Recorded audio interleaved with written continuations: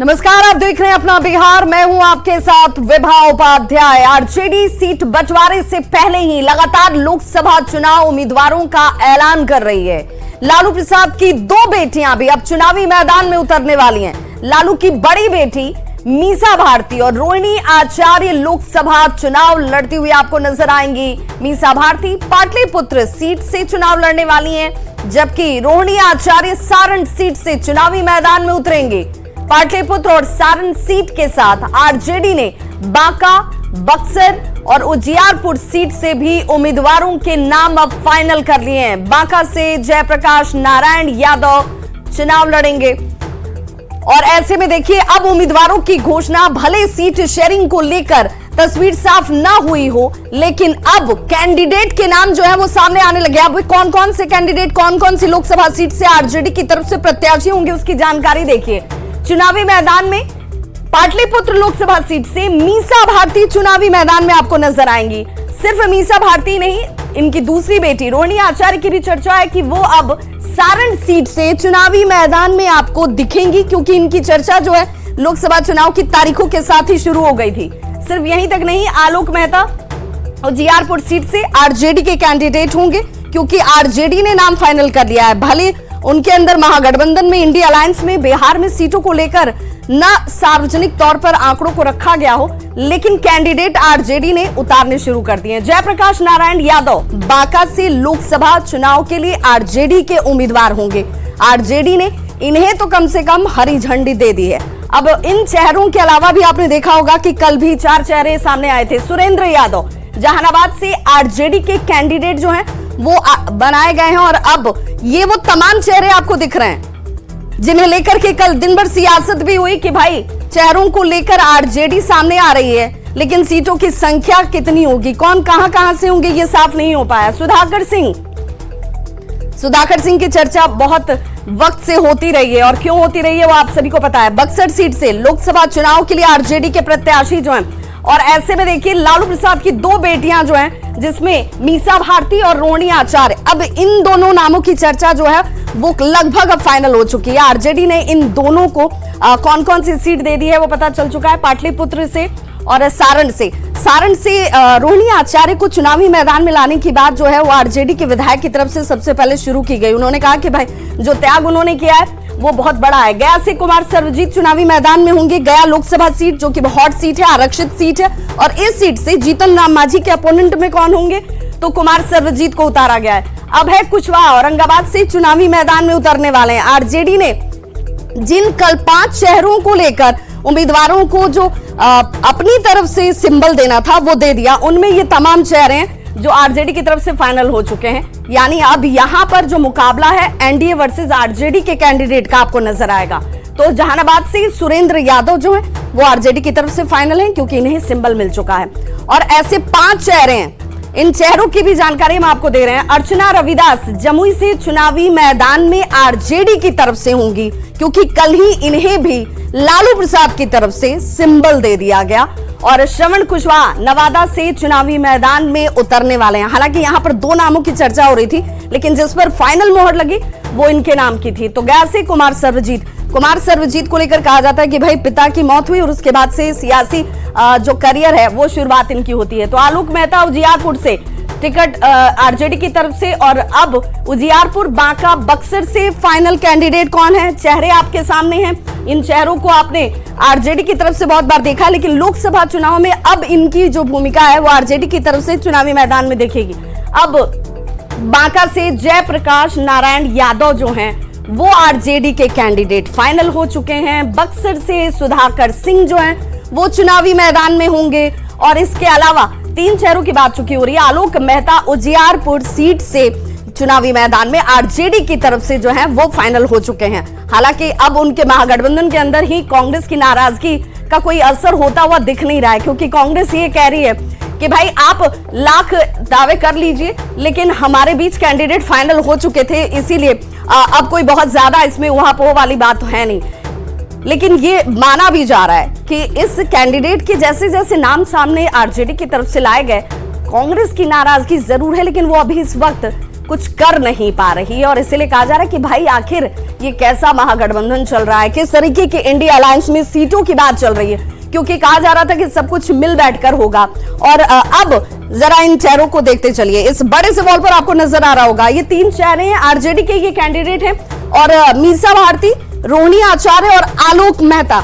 तो इन 3 चेहरों में मीसा भारती की सबसे पहले बात कर लेते हैं। मीसा भारती जो कि लालू प्रसाद की बड़ी बेटी हैं, सियासी करियर की शुरुआत इनकी काफी लंबे वक्त से चल रही है और ऐसे में जयप्रकाश नारायण यादव जो हैं बांका से लोकसभा चुनाव लड़ते नजर आएंगे। सुरेंद्र यादव जहानाबाद से फाइनल हो चुके हैं, ये आरजेडी के कैंडिडेट होंगे और सुधाकर सिंह जो हैं वो बक्सर से चुनावी मैदान में आपको नजर आएंगे। तो आरजेडी के ये तमाम कैंडिडेट हैं जिन्हें आप देख रहे हैं कि अब ये कैंडिडेट्स जो हैं वो आपको टक्कर देंगे एनडीए के कैंडिडेट के तौर पर। अब इनके बीच जो है वो मुकाबला आपको सीधे तौर पर होता हुआ नजर आएगा। चलिए अब बात कर लेते हैं डिप्टी सीएम सम्राट चौधरी की, जिन्होंने एक बड़ा हमला जो है किया है लालू प्रसाद पर। सम्राट चौधरी ने क्या कहा है जरा वो भी सुन लीजिए। टिकट बेचने में लालू प्रसाद ने अपनी बेटी को भी नहीं छोड़ा, ये कह रहे हैं सम्राट चौधरी।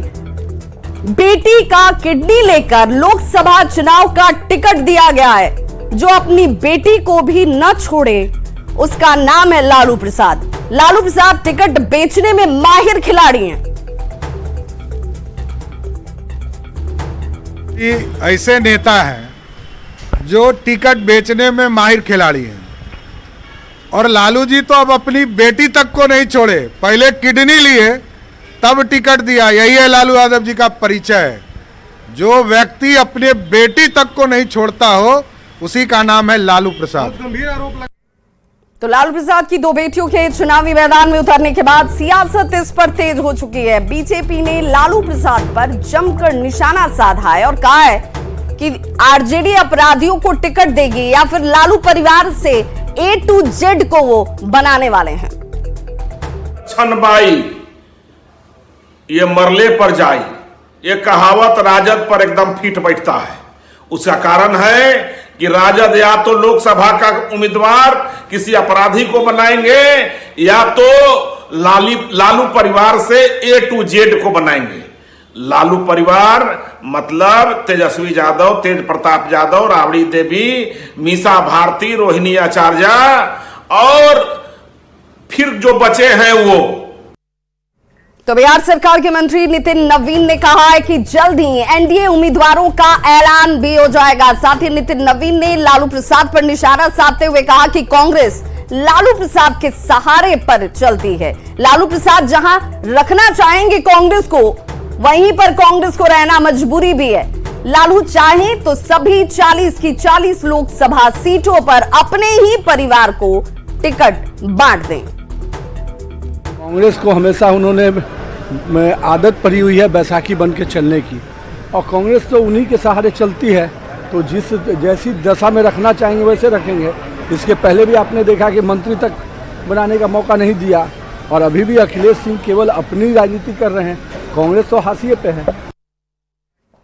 तो सीट बंटवारे से पहले सिंबल बांटने पर सियासत बेहद तेज है और बीजेपी के राष्ट्रीय सचिव ऋतुराज सिन्हा ने कहा है कि लालू यादव बड़े नेता हैं, वो चाहें तो 4 क्या 14 सिंबल भी बांट सकते हैं। अब इंडिया गठबंधन और इंडिया अलायंस का कोई बात है नहीं। देश ने मन बना लिया है पूरी तरह से। 4 जून को 400 पार। एक सवाल है, महागठबंधन में अभी तक सीट शेयरिंग नहीं हुई है, लेकिन सिंबल बांटा जा रहा है। लालू जी सिंबल बांट रहे हैं। देखिए, माननीय लालू जी बिहार के नहीं देश के बहुत बड़े नेता हैं। लालू जी चाहें तो 4 क्या 14 सिंबल बांट सकते हैं, पर इसके ऊपर ज्यादा बेहतर टिप्पणी महागठबंधन के लोगों से ही पूछें तो अच्छा रहेगा। तो समाज कल्याण मंत्री मदन सहनी ने महागठबंधन और लालू प्रसाद पर बड़ा हमला किया है। मदन सहनी ने कहा कि सीट बंटवारे में कांग्रेस के चाहने से कुछ नहीं होने वाला। वहां एक ही फॉर्मूला है, खाता न वही जो लालू कहें वही सही। वहीं मदन सहनी ने लालू की बेटी के चुनावी मैदान में उतरने को लेकर भी जमकर निशाना साधा। कांग्रेस के चाहने से होगा भी नहीं। बिहार के अंदर कम से कम जो इंडिया गठबंधन है उसमें तो जो आरजेडी कहिए या लालू प्रसाद जी कहिए, जो वो चाहेंगे वही होगा। वहाँ एक ही फार्मूला है, खाता न बही, या जो लालू जी कहे वही सही, और उसी नीति पर वो चलेंगे। उनका अभी तक तो सब लोग को मालूम है कि कोई डिसीजन नहीं हुआ है, कांग्रेस का कोई यहाँ वजूद नहीं है और सब लोग उनके पीछे लगू हैं। नहीं, जब बेटा को लड़ा ही लिए हैं और पहले भी बेटी को लड़ाए हैं, कोई पहली बार तो है नहीं। हाँ, जो और बेटी है उनको भी धीरे धीरे उन लोग उतारेंगे। अभी तो और लोग हैं उनके यहाँ, कोई कमी तो है नहीं। और बेटा बेटी लड़ ही लिए हैं, तो जो शेष बचे हुए वो भी क्यों वंचित रहेंगे। तो सीट शेयरिंग से पहले आरजेडी की तरफ से सिंबल दिए जाने पर सियासत तेज हो चुकी है। केंद्रीय मंत्री गिरिराज सिंह ने कहा कि महागठबंधन लालू जी के इशारों पर चलता है और लालू जी से बड़ा तानाशाह राजनेता कोई और है ही नहीं। कांग्रेस उनके दरवाजे पर याचना कर रही है। देखिए, महागठबंधन लालू जी के मर्जी के पर चलता है। लालू जी अपनी मर्जी से काम कर रहे हैं, महागठबंधन उनके पीछे पीछे चलता है। महागठबंधन में किसी को हिम्मत नहीं है कि लालू जी के इस तानाशाही रवैये को खत्म करे या विरोध करे। कांग्रेस दौड़ दौड़ करके गेट पर दस्तक दे रहा है, मेरे सीट पर क्यों अनाउंस कर दिए, मेरी सीट पर क्यों अनाउंस कर दिए। लेकिन लालू जी जानते हैं कि ये हमसे हटेगा नहीं और उनका तानाशाही रवैया जाएगा नहीं। बिहार विधानसभा में विश्वास मत के दौरान विधायकों की खरीद फरोख्त के मामले में न्यूज 18 ने बड़ा खुलासा किया है। विधायकों के खरीद फरोख्त के मामले की जांच अब ईडी करने वाली है। इस पूरे मामले की जांच कर रही ईओयू ने ईडी जांच की सिफारिश कर दी है, जिसके बाद ईडी ने पूरे मामले को टेक ओवर कर लिया है। नीतीश सरकार के उलटफेर के दौरान विधायकों के खरीद फरोख्त का आरोप है। पटना के कोतवाली थाने में इसे लेकर एक एफआईआर दर्ज भी था, जिसका अनुसंधान अब तक ईओयू की तरफ से किया जा रहा था, लेकिन अब इस मामले की जांच ईडी करने वाली है। ईओयू सूत्रों से मिली अहम जानकारी के मुताबिक इस मामले में आगे की जांच करने को लेकर ईओयू ने ईडी से पत्राचार भी करने की अपील की है और ईडी अब इस पूरे मामले में एक्टिव हो चुकी है। ईडी प्राथमिकी में दर्ज मुख्य अभियुक्त इंजीनियर सुनील के खिलाफ पीएमएलए एक्ट की धाराओं के तहत कार्रवाई करेगी। इस मामले को लेकर पटना के कोतवाली थाने में दर्ज एफआईआर की कॉपी समेत केस से जुड़े हुए तमाम दस्तावेज जो हैं वो ईडी ने हासिल कर लिए हैं। इस कांड का अनुसंधान ईओयू ने 13 फरवरी 2024 को ग्रहण किया था और अब जांच में मिले सबूत के आधार पर पूरे कांड की जांच ईओयू ने ईडी से की है। ईओयू और ईडी सूत्रों से मिली बड़ी जानकारी के अनुसार इस कांड का दायरा बिहार झारखंड के साथ बिहार से सटे हुए अंतर्राष्ट्रीय सीमा नेपाल में भी है, जहां साक्ष्य होने की प्रबल संभावना जाहिर की गई है। अब ईडी के अनुसंधान में पूरी तस्वीर साफ होगी। तो विधायकों के खरीद फरोख्त के मामले की जांच अब ईडी करने जा रही है और इधर इसे लेकर बिहार की सियासत गर्म हो गई है। एक तरफ बीजेपी जेडीयू इसका स्वागत कर रही है, तो वहीं दूसरी तरफ आरजेडी और कांग्रेस का कहना है कि ये सब बीजेपी के इशारे पर किया जा रहा है। जी, विधायकों के खरीद फरोख्त जैसे सीरियस मामले में ईडी जैसी एजेंसी से जांच जरूरी है, क्योंकि हमें पुख्ता जानकारी है कि राजद के पोषित और राजद के समर्थित माफियाओं ने बिहार में लोकतंत्र की हत्या करने की कोशिश की। ये वही शराब माफिया है, वही जमीन माफिया है, वही बालू माफिया है, वही प्रश्न पत्र लीक माफिया है, जिन लोगों ने राजद के कहे पे बिहार में लोकतंत्र की हत्या करने की कोशिश की। महागठबंधन के लोगों ने खूब साजिशें रची, विधायकों की खरीद फरोख्त की कोशिश हुई। इस पूरे मामले की तफ्तीश ईओयू की तरफ से की जा रही है। अब ईडी को यह केस ट्रांसफर किया जा रहा है, तो इसमें दिक्कत और आपत्ति कहां है? इस तरह की चीजें लोकतंत्र के लिए बहुत खतरनाक है। जो भी लोग इसके पीछे शामिल हैं, निश्चित रूप से तफ्तीश में सबके नाम सामने आने चाहिए। हमारी सरकार की पॉलिसी है न किसी को फंसाना न किसी को बचाना, लेकिन कोई व्यक्ति अगर इस तरह के कृत्यों में शामिल होता है तो निश्चित रूप से कार्रवाई सुनिश्चित होनी चाहिए। भारतीय जनता पार्टी और जनता दल यू को लग रहा है कि बिहार में हम राजनीतिक रूप से जनता और जनता के बीच से जनता के द्वारा हमें स्वीकारता नहीं मिल रही है और जनता हमें पूरी तरह से नेग्लेक्ट कर चुकी है। तो जनता के बीच अपनी स्वीकारता बढ़ाने के लिए भारतीय जनता पार्टी केंद्रीय एजेंसियों का दुरुपयोग कर रही है। अब केंद्रीय एजेंसियों के माध्यम से उन मामलों को सामने ला रही है जिन मामलों में कहीं कुछ नहीं हुआ है। देखिए, दाऊद इब्राहिम मुंबई में क्या करता था, हफ्ता लेता था और जो हफ्ता नहीं लेगा उसके ऊपर बम फेंकवाता था। दाऊद मॉडल ही दरअसल मोदी मॉडल है। भैया भाजपा में आ जाओ और जो भाजपा में नहीं आएगा उसके ऊपर ईडी नाम का बम फेंक देंगे। तो ये पूरे देश में हो रहा है, पूरा देश देख रहा है।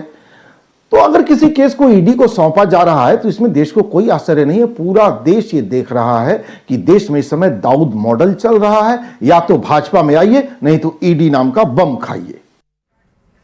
तो 17 साल की सजा काटकर जेल से बाहर निकले बाहुबली और चर्चित गैंगस्टर अशोक मेहता की अगर बात करें तो अशोक मेहता की पत्नी अनीता कुमारी मुंगेर से लोकसभा चुनाव लड़ सकती है। ये बड़ी जानकारी सामने आती है और ये राबड़ी आवास में अशोक मेहता और अनीता कुमारी ने आरजेडी अध्यक्ष लालू प्रसाद से आशीर्वाद भी लिया था। वो तस्वीर भी इस वक्त आपके टीवी स्क्रीन पर होगी। अनीता कुमारी की उम्मीदवारी को लेकर अब औपचारिक घोषणा होनी अभी बाकी है, लेकिन इस बात की चर्चा जरूर है कि लालू के कहने पर ही अशोक मेहता ने आनन फानन में 2 दिन के अंदर अनीता से शादी की। बात दरअसल ये है कि अशोक मेहता खुद चुनाव नहीं लड़ सकते हैं क्योंकि वो सजा याफ्ता रहे हैं। पिछले साल दिसंबर में ही वो 17 साल की जेल की सजा काट कर बाहर रिहा हुए हैं और कानून के मुताबिक जेल से रिहा होने के 6 साल तक कोई भी सजा याफ्ता चुनाव नहीं लड़ सकता है। लिहाजा मंगलवार को बख्तियारपुर के पास करौटा के मां जगदम्बा मंदिर में अशोक मेहता ने अनीता कुमारी से शादी रचा ली। तो स्क्रीन पर तस्वीरें आपके 2 नजर आ रही होंगी और पहली तस्वीर शादी की, जब शादी की जाती है इस मंदिर में 19 मार्च को जब अशोक मेहता ने अनीता कुमारी से शादी रचाई, ये उस दिन की तस्वीर है। वहीं दूसरी तस्वीर जो है वो लालू प्रसाद से मुलाकात की तस्वीर है, जब अपनी नई नवेली दुल्हन को लेकर अशोक मेहता लालू प्रसाद से उनका आशीर्वाद लेने पहुंचे थे और मुलाकात होती है। लालू से आशीर्वाद लिया जाता है, कहा जाता है कि भाई लालू जी तो हमारे लिए भगवान के समान है। शादी के बाद अशोक मेहता ने मीडिया कर्मियों से बातचीत में लालू को भगवान कहा था।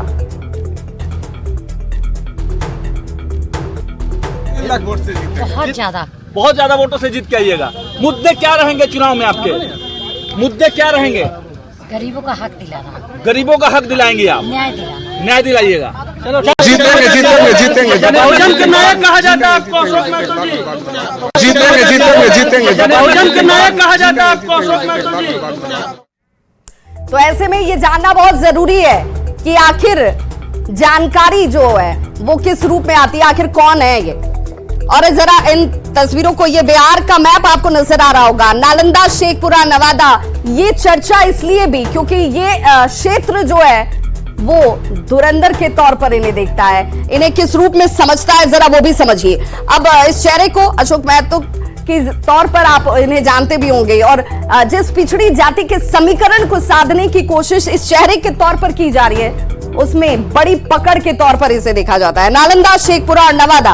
और ऐसे में ये चेहरे चर्चा के बीच क्यों हैं? क्योंकि ये उनकी पत्नी अनीता देवी है। अब जरा ये भी समझिए कि कौन है अशोक मेहता की पत्नी। पूरे परिवार के साथ दिल्ली में अनीता जो है वो रहती हैं और इसीलिए बड़े आनंद फानन में शादी होती है। 62 साल के अशोक मेहता ने शादी रचा ली और 46 साल की उम्र की अनीता देवी खुद है, लेकिन इस शादी के बाद राजनीतिक करियर की शुरुआत करने की कोशिश जो है वो की जा रही है इस वक्त।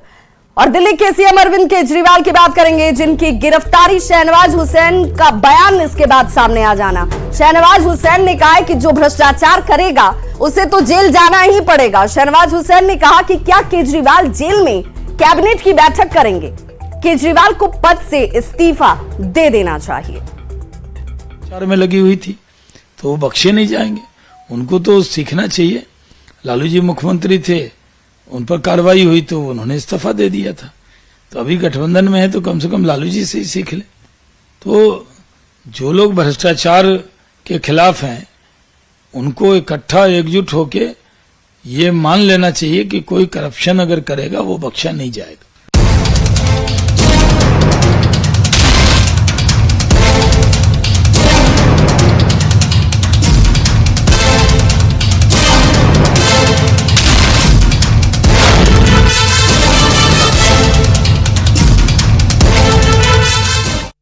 खबर सुपौल से आ रही है, जहां बकौर पुल का एक बड़ा हिस्सा गिरने के बाद ये हादसा, जिसकी तस्वीर भी आप इस वक्त देख पा रहे होंगे। बकौर पुल के पिलर 50, 51 और 52 का गार्टर गिर गया। हादसे में एक शख्स की मौत हुई है, जबकि कई लोग घायल होने की भी सूचना है। स्थानीय लोगों के मुताबिक कई मजदूरों के दबे होने की आशंका जाहिर की जा रही है। जानकारी के मुताबिक 1200 करोड़ की लागत से ये पुल बनाया जा रहा था और इस पुल का काम 25 दिसंबर 2025 तक पूरा हो जाना था। ये पुल केंद्र की बड़ी महत्वाकांक्षी योजना में से एक। अंदेशा भी जाहिर किया जा रहा है कि वहां काम करने वाले मजदूर भी नीचे दबे हुए हैं। स्थानीय लोगों का यह कहना है कि 20 लोगों को अस्पताल पहुंचाया गया है। दरअसल भारतमाला प्रोजेक्ट के तहत बेकर से भेजा के बीच कोसी नदी पर करीब 1200 करोड़ की लागत से सबसे लंबा पुल यह बनाया जा रहा था, जिसे दिसंबर 2024 तक ही बन जाना था। लेकिन आज सुबह 7 बजे के आसपास पिलर संख्या 154 के पास इसका गार्टर गिर गया, जिसमें बताया जा रहा है, जो डीएम की तरफ से कही जा रही है जानकारी, कि एक शख्स की मौत हो गई, 9 लोग घायल हैं।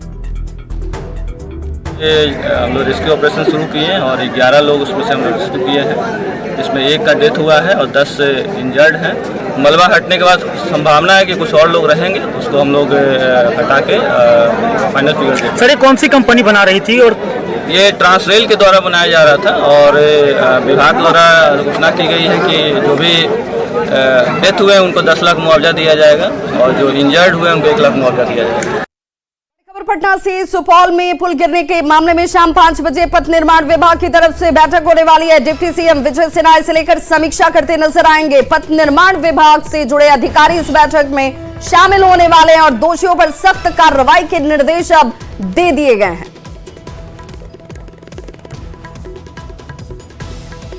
तो शाम 5 बजे पथ निर्माण विभाग की तरफ से यह बैठक होने वाली है डिप्टी सीएम विजय सिन्हा की अध्यक्षता में, और इस बैठक में तमाम जो अधिकारी हैं विभाग से जुड़े हुए वो शामिल होंगे। तो इस बुलेटिन में बस इतना ही, लेकिन न्यूज़ 18 बिहार झारखंड पर खबरों का सिलसिला लगातार जारी है।